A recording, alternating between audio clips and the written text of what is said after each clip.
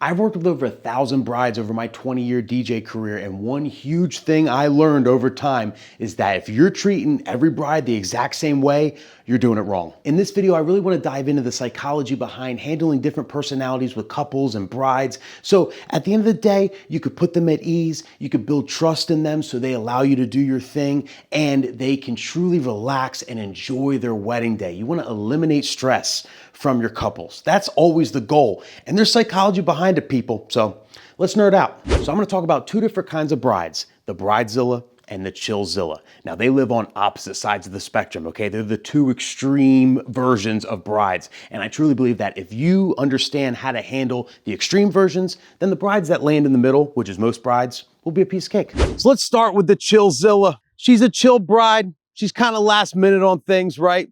Schedules meetings last minute, maybe late to the meetings itself.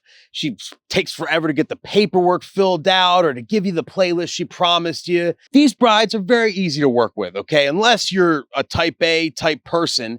And that's where some DJs run into problems with Chillzillas, because I see it all the time. DJs get stressed out. You'll see them in the Facebook groups and shit like, oh my God, this bride has got me anything. Does she even care? Like, this wedding's gonna suck if she doesn't get me this stuff. I need to know the first dance ahead of time. She doesn't even give it to me. And you stress out, you freak out about it. You hit them up a million times, everything. No, that's not the way you handle them, people. The main psychological theme when it comes to dealing with couples is you want to match their energy, okay?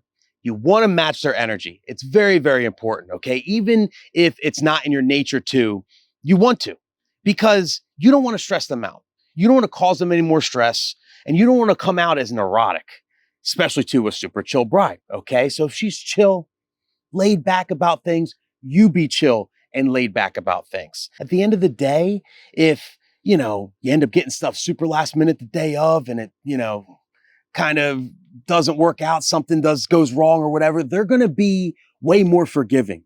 They're not putting you under a microscope. They're going to trust you to do your job. You're going to have a lot of flexibility with a Chillzilla. And as long as you don't come off as neurotic and you kind of match their vibe, everything's going to be okay. Just assure them, like, hey, listen, no worries though, get it to me when you can.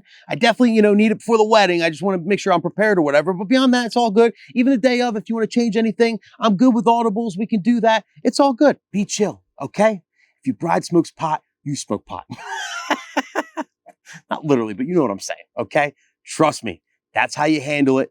I've never had a disaster happen from a Chillzilla. Never one time. And I've had 100 Chillzillas. Never one disaster, okay? I've gotten the first dance song the same day of the wedding. I've gotten the names for the speeches the same day of the wedding, but I made it work. We got it done. Everyone danced, everyone partied. It was a blast. You just got to match their personality, match their energy. But now let's talk about Bridezillas. Bridezillas thrive in an environment of checklists and deadlines. They'll email you hundreds of times. They'll request a dozen or more meetings with you. A lot of these meetings could be emails, but they wanted to meet with you in person. Make sure you're still alive. Make sure you didn't let yourself go. Who knows why, okay? But they can be very, very daunting and overwhelming. And if you're not type A, super particular like they are, it's very hard to kind of, understand where they're coming from. These people mean well, okay? They just are used to having control and they prefer to have control. It helps their inner anxiety. It is what it is. It's a certain type of person. So the first tip is you have to have patience. Be patient every step of the way.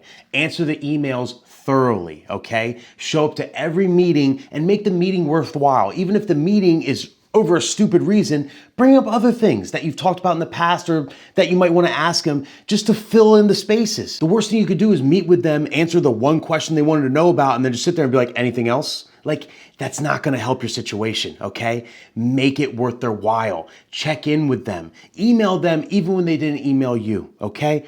Let them know, hey, I'm still here. I love the playlist you sent in there, or I'm working on this and I'm excited, or I just worked at your venue, yada, yada, yada. Like, try and just stay proactive with them, because what you're gonna do over time is build trust so they allow you to do what you do best. I mean, they're still gonna very much micromanage what you play and everything like that, but they're gonna be more open to you, having full control of when to play things, how to play things, that sort of thing. And then it's also gonna help them the day of, where they're gonna have confidence in their DJ so so they can truly let loose, have a drink or two, and have fun, because many bridezillas don't. Many bridezillas get to their wedding day and they're just miserable, stressed out about a timeline, and it's a shame. You spend all this money and you don't have fun at your wedding. And that brings me to the day of too. So this carries right through to the day of. When I have a bridezilla, I'm checking in with them the day of as well. I'm letting them know, hey, we're ahead of schedule. Just so you know, we're ahead of schedule. We're killing it right now. We're right on time. Timeline's going great.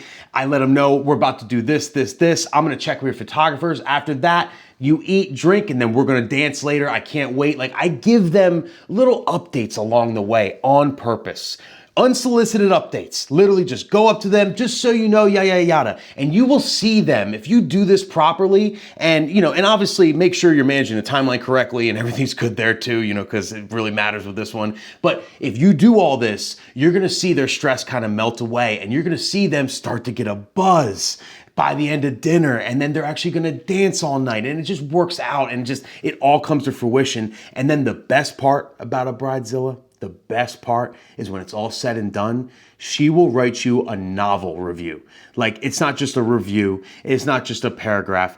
I'm talking about like a thesis statement, like a dissertation about how you were the best DJ ever. Like, it will be the craziest review you ever got in your life. Dealing with bridezillas is very, very hard, but it's also very rewarding. Like, when that wedding's done and you get that review, or you get that big hug from her and she just tells you that, listen, you were one of the vendors I don't have to worry about, and thank you so much and everything. It is rewarding. It means a lot. It's a good challenge, but like, it's just, I don't know. You can't avoid it.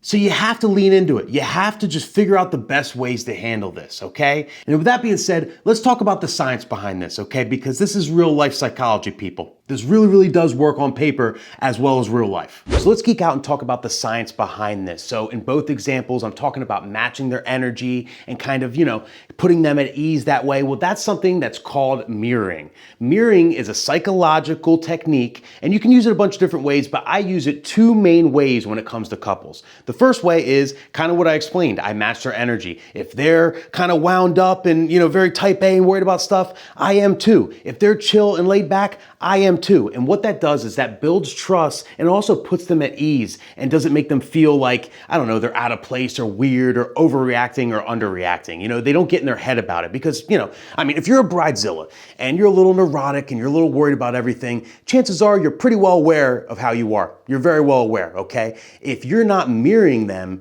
if you're kind of the opposite of that and you're kind of being their kryptonite and telling them like to chill and calm down or whatever, then you're only going to get in their head. You're only going to make them feel uncomfortable. Like, you want them to be comfortable with you. You want them to be at ease. Like, you don't want to add any more stress to the situation. So mirroring does that, like when you actually physically mirror their vibe. The other way you can use mirroring is by repeating something that they said to you. And this works all the time because I like to do this if I'm trying to get a little more information out of them that they haven't given me yet. Like, if they say like, hey, you know, yeah, just, you know, we're really into kind of like hip hop and rap. And I'll be like, oh, hip hop and rap?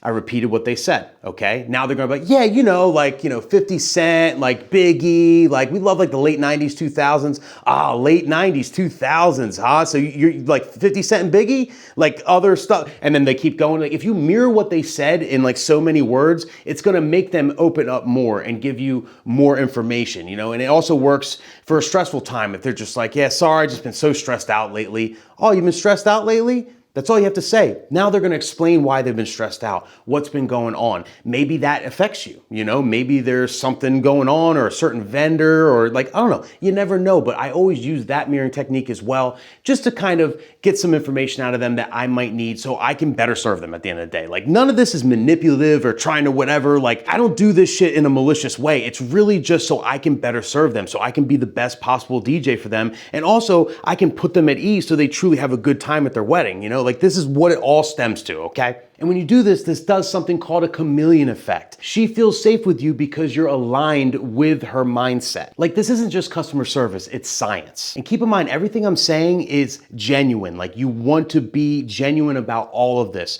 There's no faking it. I'm not faking it. I'm tuning in, building trust, and helping the couple stay grounded.